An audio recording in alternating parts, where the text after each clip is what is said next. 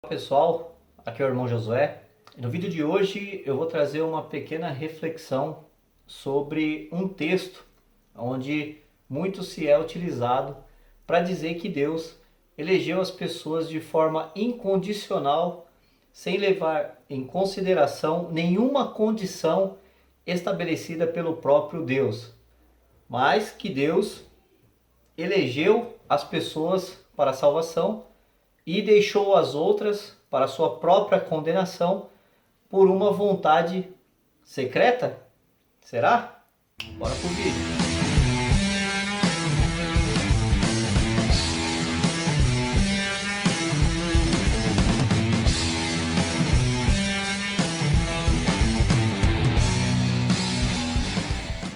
Bem, pessoal, eu vou trazer aqui só uma reflexão sobre esse assunto.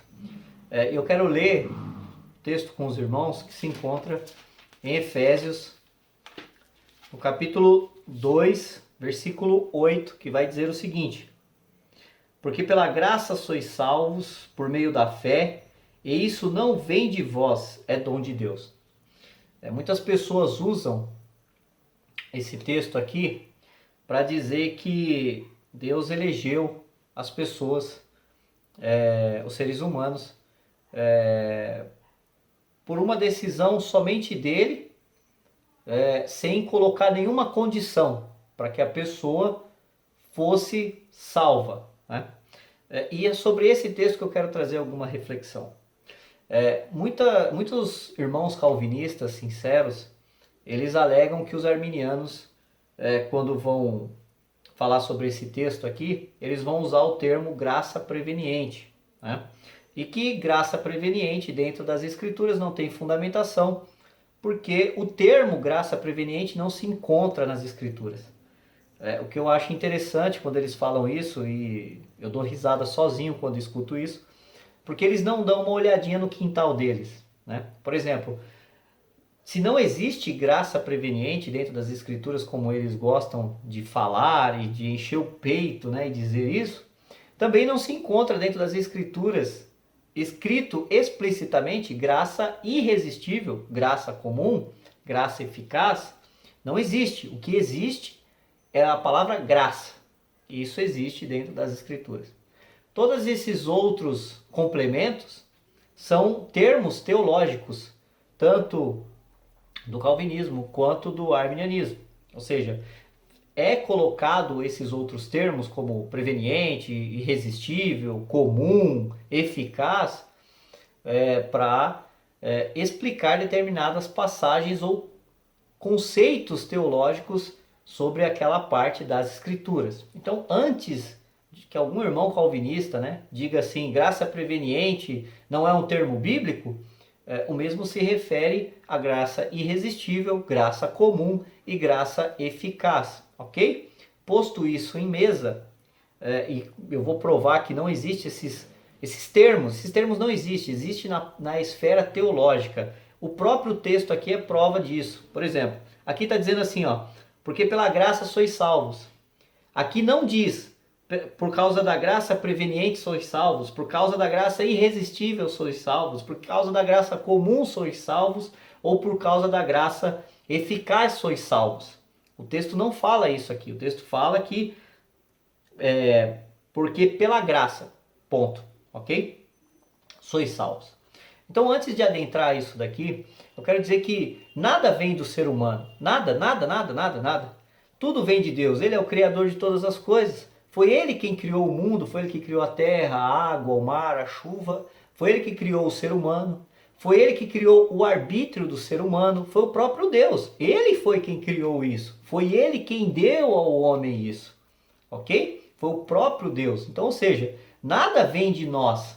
Tudo é de Deus. Tudo foi ele que fez, né? Ele é o criador e o sustentador de todas as coisas.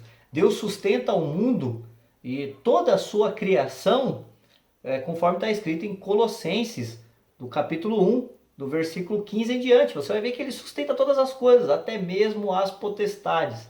Mas sustentar não é decretar ou determinar que algo seja maléfico na sua essência. Não é isso que Deus criou, né? Deus não criou nada ruim. Lá em Gênesis, no começo da criação, tudo que Deus vai criando é bom, é bom, é bom e é bom, né? Então, nós vamos avaliar aqui algumas questões. Primeiro, a palavra graça, ela vai dar um entendimento de favor imerecido. A graça, ela dá esse entendimento de favor imerecido, ok? É um amor de Deus gratuito, sem preço. A graça não tem preço, porque é um favor imerecido, né? Foi da própria vontade de Deus em abençoar e sustentar todas as coisas. Por isso ele derramou a sua graça sobre toda a sua criação e sustenta através da sua graça até os nossos dias e até a consumação dos séculos. Amém. Porque esta é a função da graça de Deus, né? Outro termo aqui é fé.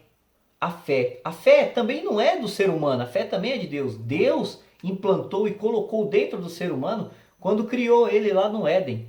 A fé. Todas as pessoas no mundo exercem fé, porque isso foi o próprio Deus que colocou no ser humano. Quando eu escuto alguém dizer o seguinte, você não tem fé para fazer determinada coisa, eu fico abismado, porque todas as pessoas têm fé. Se você conversar com um ateu, ele vai ter fé que ele vai arrumar um emprego amanhã. Ele vai ter fé que se ele estudar, ele vai conseguir fazer as coisas. Então o entendimento de fé é um princípio da natureza humana em crer em algo. Gerar fé, ou seja, a pessoa gera fé em alguma coisa. A pessoa gera fé em um ídolo, a pessoa gera fé em um bicho, um réptil, a pessoa gera fé em dezenas de coisas, porque a fé foi dada por Deus ao ser humano para exercê-la em algo. Isso que é interessante. Todo ser humano precisa exercer a sua fé em algo, e esta é a condição que Deus estipulou desde toda a eternidade em um plano eterno de salvação. Marcos 16,16. Porque todo aquele que nele crer, olha a condicional aqui, e o que leva a pessoa à salvação, o crer. Romanos capítulo 8, versículo 29 vai dizer o seguinte: aqueles que antes conheceu, a estes predestinou. E a pergunta que fica é: conheceu o quê? Muitos calvinistas vão dizer que se Deus tivesse previsto uma fé, que alguém respondesse à fé de Deus, a fé, né? Se alguém respondesse à fé para o chamado de Deus, isso se constituiria obras. É isso que os calvinistas falam. É isso que a teologia reformada fala.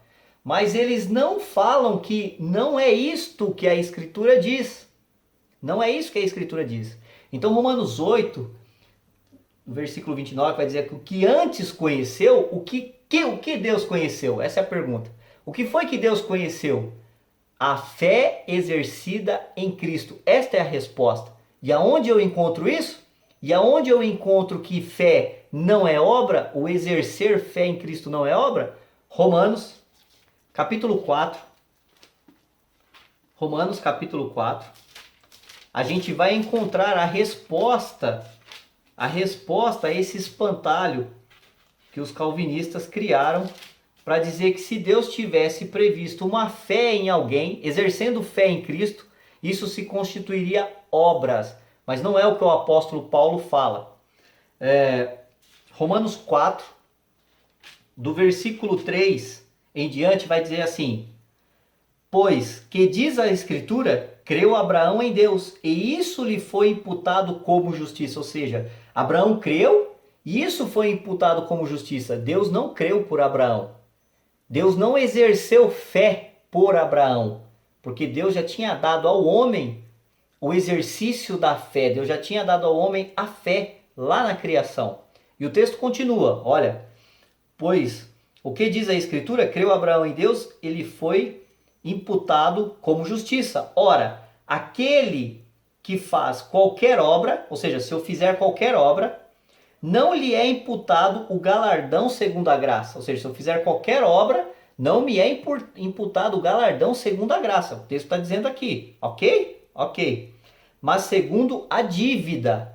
Aí o versículo 5 vai dizer assim: Mas aquele que não pratica o quê? Uma obra, mas crê, ou seja, o exercício da fé em Jesus Cristo, mas crê naquele que justifica o ímpio, Jesus Cristo, porque é ele que justifica o ímpio. A sua fé lhe é imputada como justiça. Eu vou ler de novo o versículo 5. Olha só. Mas aquele que não pratica, vírgula, mas crê naquele que justifica o ímpio, a sua fé lhe é imputada como justiça. Ou seja, a fé, o exercer a fé em Cristo, ela não é obras. Ela não é obras. O próprio apóstolo Paulo faz a diferença, ele elimina essa questão de fé ser obras. Fé não é obra. O próprio texto está dizendo, e Abraão creu, e isso lhe foi imputado por justiça. Versículo 5, mas aquele que não pratica a obra, porque se alguém praticar a obra, o versículo 4 diz que não é galardoado pela graça, ou seja, para ser galardoado pela graça, você não pode exercer obras. Então a fé não é obra. E no versículo 5 ele diz, mas aquele que não pratica as obras, mas crê, aquele que justifica o ímpio, ou seja, Jesus Cristo, a sua fé lhe é imputada como justiça. Então Romanos, no capítulo 8, versículo 29, que diz que aqueles que antes conheceu a este, o predestinou, é o conhecimento da fé. É o conhecimento de exercer fé em Jesus Cristo, porque esta é a condição que o Deus todo soberano, no plano da criação, colocou para que o homem, a sua criatura, que no pós-queda, perdeu a comunhão com Deus, Deus falando sobre a sua palavra, ou seja, chamando o pecador, porque a fé vem pelo ouvir, e o ouvir vem por onde, Paulo? Pela palavra de Deus.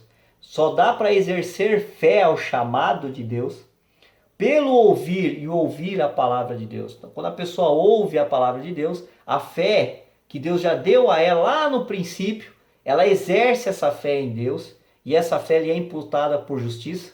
E todos aqueles que Deus conheceu de antemão, pela sua presciência, conforme o apóstolo Pedro fala, a estes o predestinou, porque fé não é obra. Deus abençoe e até o próximo vídeo.